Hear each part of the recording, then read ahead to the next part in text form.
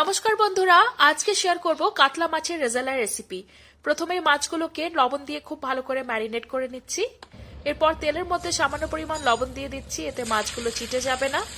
মাছগুলোকে 60% আমরা কুক করব। এরপর আদা, রসুন আর কাঁচা লঙ্কাটাকে ভালো করে বেটে নিতে হবে। কড়াইয়ের মধ্যে জল গরম করে পেঁয়াজগুলোকে 10 থেকে 15 মিনিটের মতো সেদ্ধ করে নেব। কাজু বাদাম, চার মগজ আর পোস্তটাকে বেটে একটা স্মুথ পেস্ট এই পর্যায়ে তৈরি করে নিতে হবে। পেঁয়াজগুলো ভালো করে সেদ্ধ হয়ে গেছে, এরপর এগুলোকে গ্রাইন্ডারে ঠান্ডা করে বেটে নিতে হবে।